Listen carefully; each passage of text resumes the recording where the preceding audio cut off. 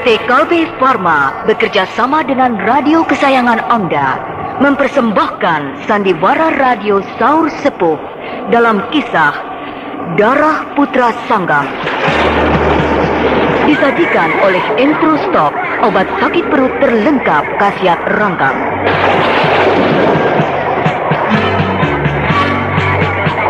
Darah Putra Sanggam, episode ke-9, Kisah Saur Sepuh, produksi Harapana Record.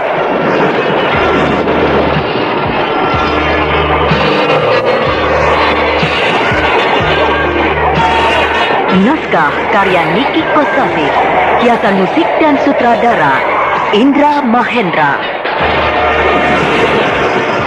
Darah Putra Sanggam pada babak ke-46 ini menampilkan Ferry Fadli sebagai Brahma, Wendaka Lubis sebagai Jamali, Hermawan sebagai Panglima Ringkin, Guntur sebagai Senopati Indra Kumala, M. Adang sebagai Kijara, Iwan Sanjaya sebagai Lugina, dan Husni sebagai Kepala Desa Kuyan.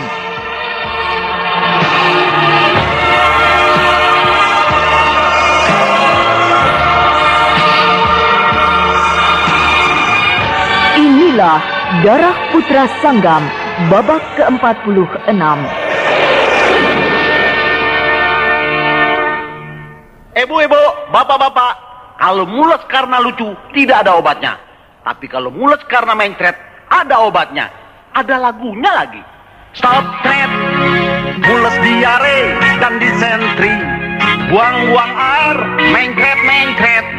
Stop thread dengan Entrostop. Mules dan mencret rasanya mendadak. Ini thread apa obatnya? Entrostop alias Stop thread. Entrostop alias Stop thread, obat lengkap dengan 2 khasiat. Nomor 1, stop mencret. Nomor 2, segarkan badan. Stop thread. Makanya makan sih makan, tapi yang kotor-kotor jangan dinyakok. Dan ingat, sediakan selalu Entrostop alias Bill Stop thread, jaminan keamanan perut Anda. Stop thread dengan Entrostop. Bilangin yang lain ya, Entrostop alias Bill Stop thread, produksi Kalbe Farma. Strefet.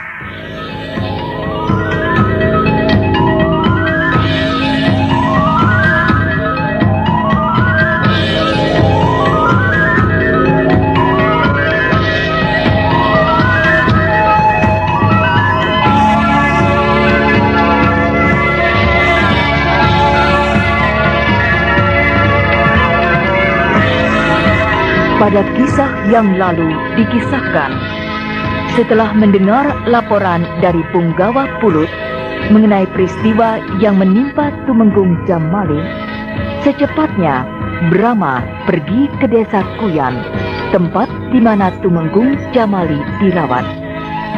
Kijara yang mengawasi desa tersebut dari kejauhan, berkat ilmu kadijayaannya yang sudah mencapai tingkat tinggi, dapat melihat sebuah bayangan bergerak sangat cepat, datang dari arah utara memasuki desa Kuyan. Kijara menduga bahwa bayangan itu adalah Brahma, membuat jantungnya berdebar keras, mengingat apa yang akan diperbuat oleh Brahma.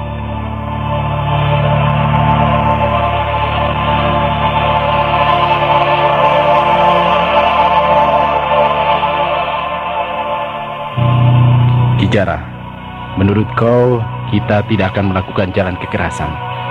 Kita akan melawan Madangkara dengan cara yang halus. Tapi kenapa kau ingin bertarung dengan Brahma? Aku akan bertarung dengan Brahma memakai topeng. Jadi dia tidak akan tahu siapa aku. Kalau dia bisa merobek topengmu, bagaimana? Tidak mungkin. Topengku ini bukan topeng kain, tapi terbuat dari lemak sapi. Melekat rapat sekali dengan kulit wajahku. Jadi tidak akan bisa dirobek. Ya.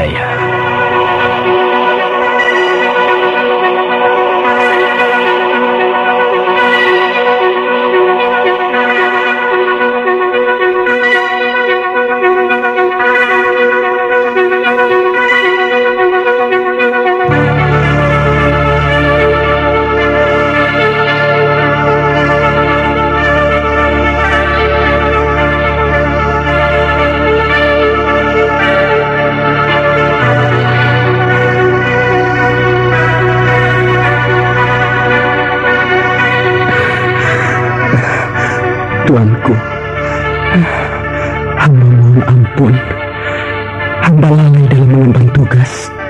Bukti cukup kuat, yaitu Panglima Ringkin dan Senopati Indra Kumala menyaksikan kau dicegat orang-orang jahat. Selain itu mereka juga melihat kau diperlakukan sebagai tamu agung di Kademangan Cangkudu. Iya, tuanku. Sekarang yang perlu diatasi ialah kau terluka. Juga kau, Panglima Ringkin. Tuanku mengetahuinya. Meskipun kau tutup-tutupi, kau tidak bisa menyembunyikan napasmu yang tidak wajar. Daulat, tuanku. Kau juga terluka, Panglima Ringkin? Sedikit, Tumenggung.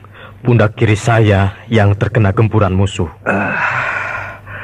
Kau memang panglima yang sejati. Kau tetap nampak gagah menggendong aku, menunggang kuda dengan kecepatan tinggi, sambil mengatur pasukan. Sama sekali aku tidak menduga bahwa kau sebenarnya menderita luka dalam. Ya, tidak begitu parah, Tumenggung.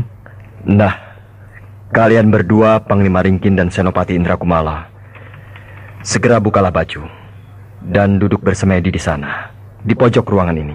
Daulat, tuanku. Dan kau, Tumenggung Jamali, kau sebagai seorang tabib yang ahli meramu obat-obatan, tentu tahu benar obat apa yang tepat untuk menyembuhkan luka dalammu ini. Hamba sanggup, tuanku.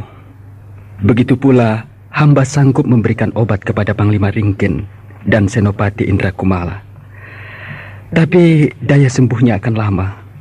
Untuk itu, hamba mohon, sudilah tuanku membantu penyembuhan dengan cepat. Tentu akan aku bantu. Terima kasih, tuanku. Ambil daun badot, daun kipait, dan rebung. Lalu digodok sampai menjadi bubur. Kemudian yang separuh dimakan, yang separuh lagi ditempelkan di tempat yang terluka dalam. Itulah obat untuk Panglima Ringkin dan Senopati Indra Kumala. Iya. Lalu untuk kau sendiri? Hamba harus makan ubi rumput teki dicampur dengan getah batang talas, tuanku. Baik. Dan kebetulan di sini juga hadir kepala desa. Nah, kepala desa, aku minta bantuanmu untuk mengumpulkan benda-benda yang tadi disebutkan oleh Tumenggung Jamali. Daulat tuanku. Titah tuanku akan segera hamba kerjakan.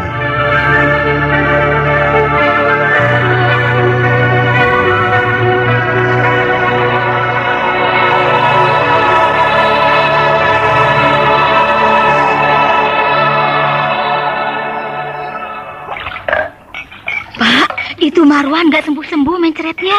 Obat yang kau beli kemarin bukan pil stop thread yang biasanya itu. Nih, lihat. Oh iya ya, salah ya Bu ya. Aku gak periksa sih kemarin Bu. Baiklah, aku beli lagi sekarang. Pak, beli pil stop thread ya. Jangan salah. Nih Pak. Bukan, itu tuh yang itu. Yang ini. Bukan, itu yang itu. Ini. Itu tuh. Kayak pingpong aja. Ini, itu. Yang betul ini. Entrostop. Entrostop, pil stop thread. Pil stop thread, entrostop. Pil stop thread alias entrostop. Dengan 2 khasiat. Nomor 1, sembuhkan mencret. Nomor 2, segarkan badan. Kalau mules, diare, disentri, buang-buang air, ingat, stop dengan entrostop. Nah, ini yang benar, Pak. Pil stop thread hanya entrostop. Iya, pokoknya ingat stop, ingat entrostop. Seret.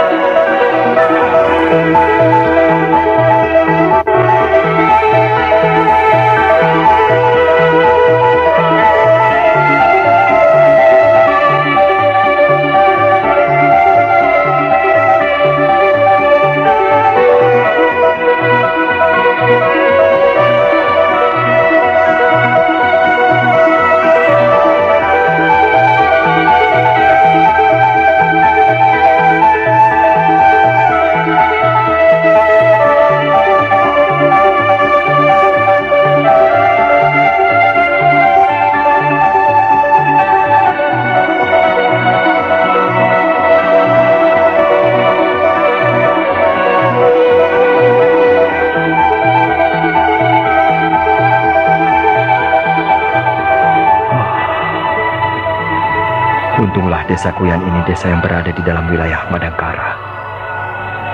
Sehingga penduduk dengan rela hati membantu para bawahanku yang terluka parah.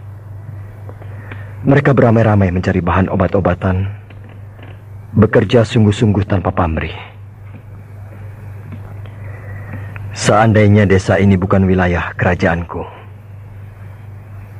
tentu urusannya akan lain. Lalu siapa manusia bertopeng yang mencegat Tumenggung Jamali? Dan apa maunya dia mengganggu petugas kerajaan Madangkara?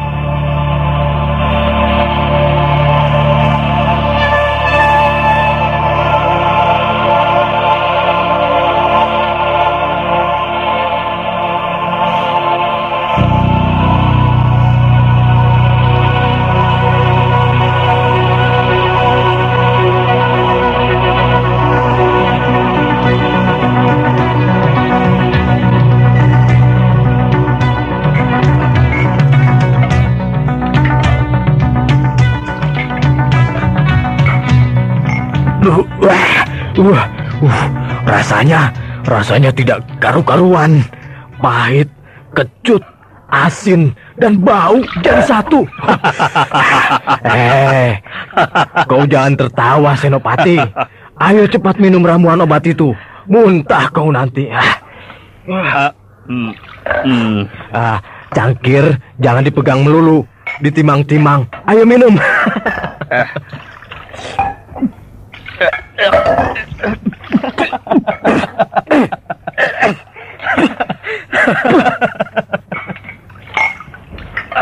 Rasanya minta ampun.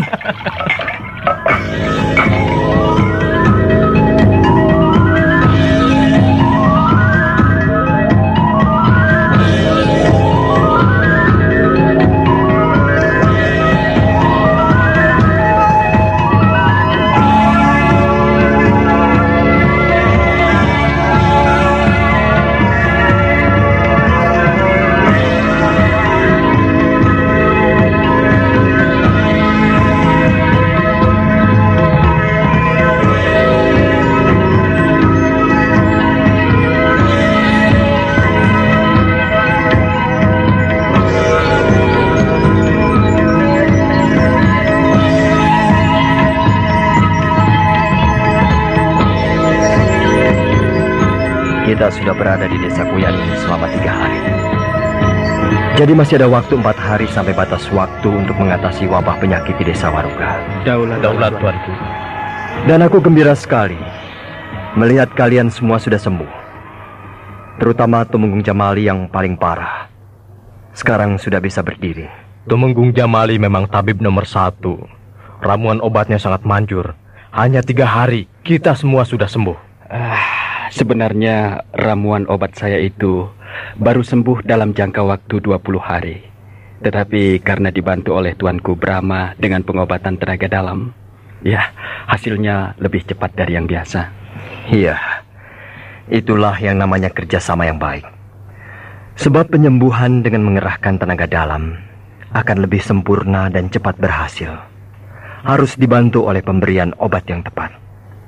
Begitu pula penyembuhan dengan memberikan ramuan obat-obatan akan lebih sempurna bila disertai dengan bantuan tenaga dalam. Daulat tuanku. Nah, perjalanan dari desa Kuyan ini ke desa Waruga berapa hari? Menurut kepala desa, kalau menunggang kuda hanya 1 hari, tuanku. Bagus. Jadi waktu kita 3 hari berada di desa Waruga. Waktu yang cukup luang bagi kita untuk dapat menumpas wabah penyakit yang melanda desa itu.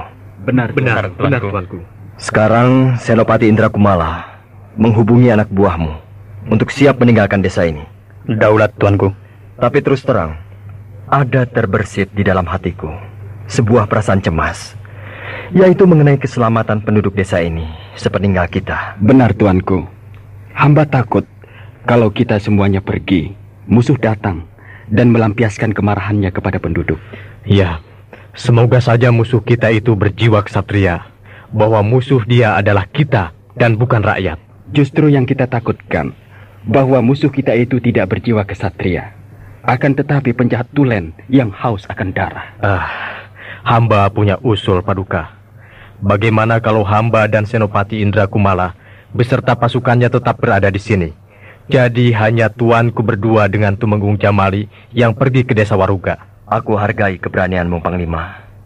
Tapi kau sendiri sudah dapat mengukur kehebatan musuhmu itu. Di mana dalam waktu yang singkat dia bisa menjatuhkanmu. Nah, taktik atau siasat apa yang akan kau jalankan di dalam menghadapi musuh yang kekuatannya berada di atasmu? Seperti yang pernah tuanku ajarkan kepada kami. Dari 30 siasat tempur, ada satu yang paling menarik. Apa itu? Dengan api. Iya. Kau masih ingat saja, Panglima. Padahal siasat itu aku ciptakan pada zaman dulu, ketika kita sedang melakukan perang kemerdekaan mengusir penjajah. Maaf tuanku. Siasat tempur itu sangat menarik bagi hamba. Tapi hamba belum tahu bentuknya. Bolehkah hamba mengetahuinya? Coba terangkan, Panglima Ringkin. Daulat tuanku. Begini. Memancing musuh bertempur ke arah Padang Ilalang. Di sana sudah siap sejumlah pasukan yang mengelilingi Padang Ilalang tersebut. Bawa musuh sampai ke tengah-tengah padang. Begitu musuh sudah berada di tengah-tengah Padang Ilalang, maka Padang Ilalang itu dibakar serentak secara merata dari segala arah. Musuh pasti panik, dan itu dipergunakan oleh pasukan pemancing untuk keluar dari Padang Ilalang dengan melalui jalur yang sudah ditentukan. Untuk lebih amannya, bisa juga dibuat terowongan jalan di bawah tanah untuk jalan melarikan diri bagi pasukan pemancing. Tapi hal itu tentunya akan makan waktu yang lama. Begitu Tumenggung Jamali. Bukan main. Dengan siasat seperti itulah, dulu angkatan perang kerajaan Kuntala banyak menderita kerugian. Iya. Pasukan pemancing bisa dari pasukan Senopati Indra Kumala. Sedangkan para pembakar Padang Ilalang, penduduk desa Kuyan ini lebih dari cukup. Panglima, siasat seperti itu memang aneh dan agak lucu. Tapi apakah tidak akan merusak alam? Ya, memang itulah kelemahan siasat lingkaran api tersebut, yaitu merusak alam. Sebab bisa saja bukan hanya Padang Ilalang yang terbakar, tapi hutan di dekatnya bisa terbakar. Dan sudah jelas hutan itu jadi rusak. Yang kasihan penghuni hutan itu. Binatang-binatang penghuni hutan akan panik dan kalang kabut, dan akan terjadi huru-hara. Iya. Karena bersifat merusak itulah, maka siasat lingkaran api itu hanya satu kali aku pergunakan. Ketika pasukan Kaspar dan Rastam sudah terpojok digempur oleh pasukan perang Kuntala dengan kekuatan yang besar. Setelah itu tidak pernah lagi dipergunakan. Ya, kita adalah manusia biasa. Di waktu sedang perang, yang ada di kepala kita hanyalah bagaimana menghancurkan musuh. Itu saja. Jadi tidak lagi sempat berpikir apakah akan merusak alam atau tidak. Iya, tuanku. Jadi aku sarankan kepadamu, Panglima Ringkin. Iya, tuanku. Sedapat mungkin hindari siasat lingkaran api. Cobalah dengan siasat lain, yaitu suruh semua rakyat desa Kuyan ini membuat panah. Buat sebanyak-banyaknya. Sebab aku dengar musuh kita itu tidak memiliki siasat di dalam menghadapi gempuran panah yang jumlahnya ratusan. Benar, tuanku. Hamba ingat, ketika dia digempur oleh pasukan Senopati Indra Kumala, dia benar-benar kewalahan, tidak bisa maju. Yang dia lakukan hanya berjumpalitan menghindari gempuran panah. Nah, dengan cara begitu aku yakin kalian bisa bertahan lebih dari 3 hari. Setelah lewat masa itu, aku sendiri yang akan datang untuk mengusir musuh-musuh kau itu. Daulat tuanku, titah tuanku hamba junjung tinggi. Pak, itu Marwan gak sembuh-sembuh mencretnya. Obat yang kau beli kemarin bukan pil stop thread yang biasanya itu. Nih, lihat. Oh, iya ya. Salah ya, Bu ya. Aku nggak periksa sih kemarin, Bu. Baiklah, aku beli lagi sekarang. Pak, beli pil stop thread ya. Jangan salah. Nih, Pak. Bukan, itu tuh yang itu. Yang ini? Bukan, itu yang itu. Ini? Itu tuh. Kayak pingpong aja. Ini, itu. Yang betul ini. Entrostop. Entrostop pil stop thread. Pil stop thread Entrostop. Pil stop thread alias Entrostop. Dengan 2 khasiat Nomor 1, sembuhkan mencret. Nomor 2, segarkan badan. Kalau mules, diare, disentri, buang-buang air, ingat, stop dengan intro stop. Nah, ini yang benar, Pak. Pil stop thread hanya intro stop. Iya, pokoknya ingat stop, ingat intro stop. Seret.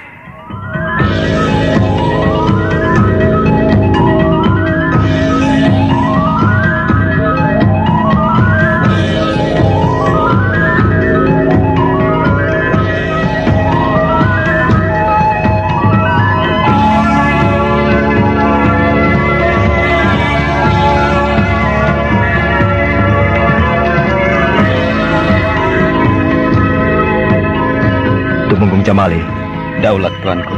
kita sudah menuruni lereng tebing Bukit Terjal.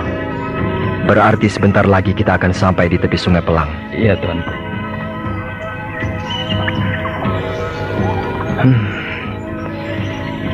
Biasanya aku tidak peduli terhadap musuh. Meski saktinya seperti dewa, aku tidak ambil pusing. Tapi saat ini, terus terang aku penasaran. Si manusia bertopeng itukah tuanku? Benar.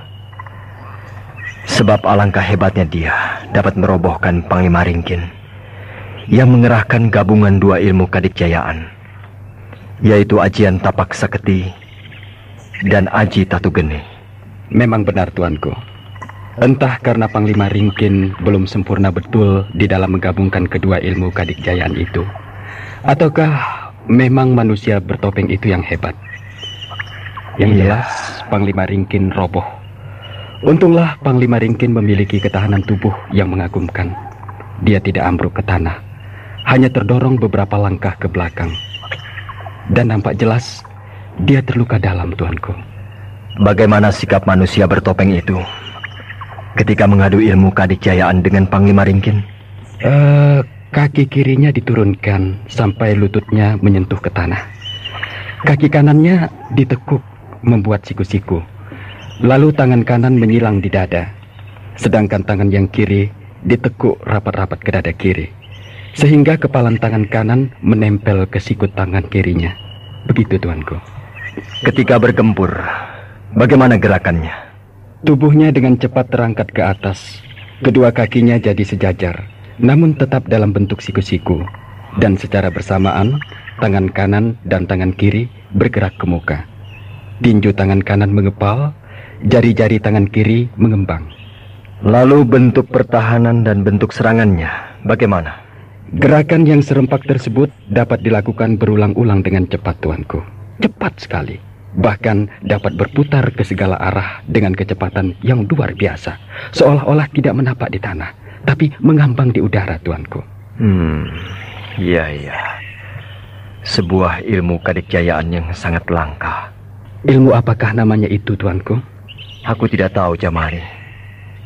Tapi yang jelas ilmu kadikjayaan seperti itu ilmu yang langka. Dan mungkin umurnya sudah tua sekali. Benarkah, tuanku? Tapi itu hanya perkiraan saja. Belum pasti. Iya, tuanku.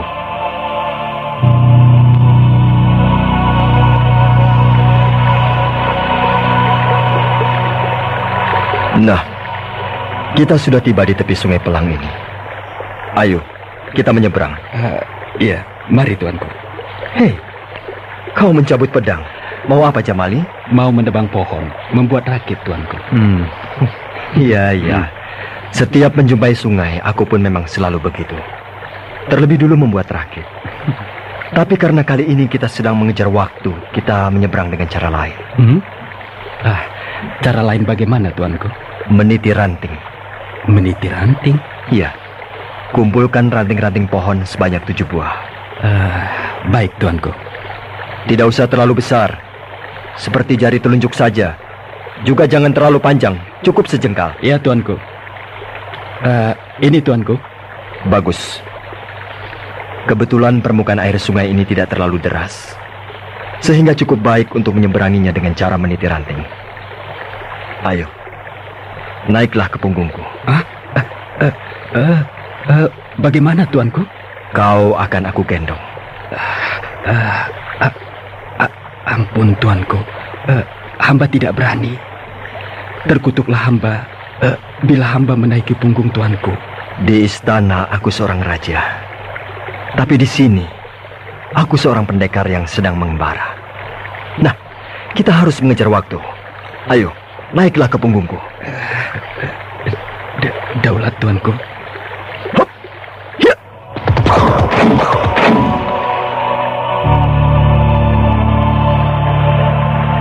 Nah, kita sudah tiba di seberang. Turunlah Jamali. Daulat tuanku. Oh, ilmu apakah itu tuanku? Wah, satu persatu ranting-ranting itu dilemparkan ke permukaan sungai, lalu melompat-lompat menjejak ranting-ranting yang terapung-apung itu, dan dalam sekejap sudah sampai di seberang sungai. Itu namanya ilmu meniti ranting. Nanti kau akan bisa mempelajarinya. Terima kasih, daulat tuanku. Ayo, jalan terus. Daulat tuanku.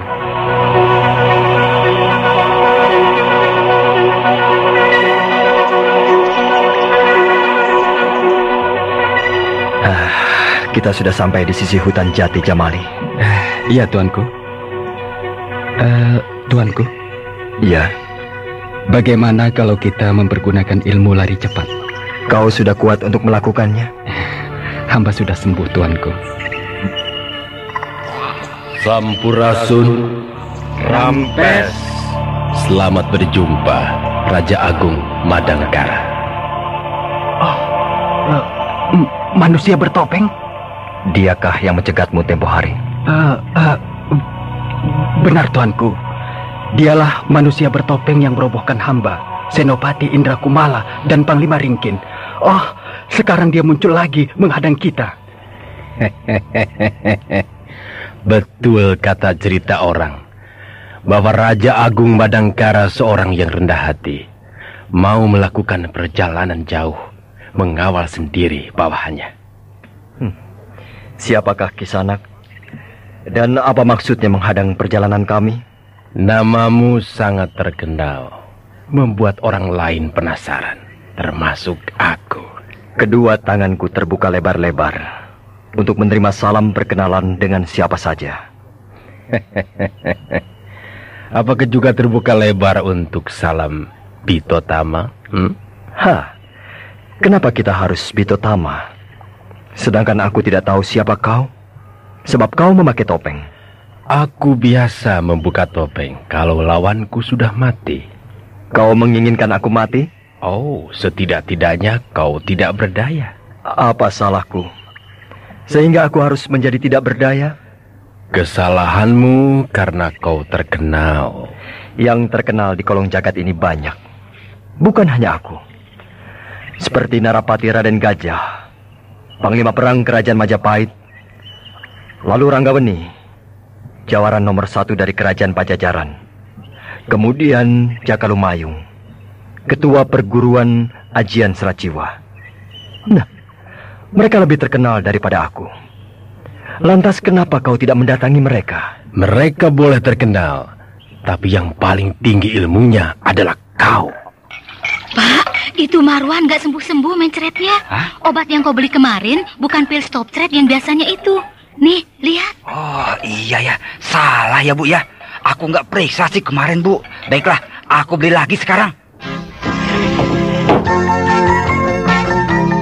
Pak, beli pil stop thread ya. Jangan salah. Nih Pak. Bukan, itu tuh yang itu. Yang ini.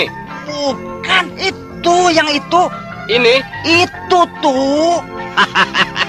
Kayak pingpong aja. Ini, itu, ini, itu. Yang betul ini. Entrostop. Entrostop, pil stop thread. Pil stop thread, Entrostop. Pil stop thread alias Entrostop. Dengan 2 khasiat. Nomor 1, sembuhkan mencret.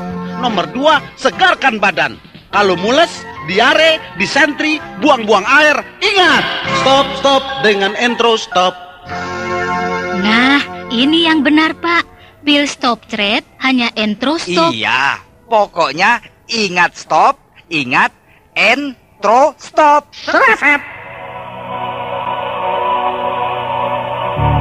Sebenarnya, Brahma tidak pernah berlaku agak licik terhadap lawan-lawannya. Tetapi karena 3 orang bawahannya pernah dirobohkan oleh si manusia bertopeng itu, bahkan sampai cedera, maka Brahma ingin menguji sampai di manakah kehebatan lawannya itu.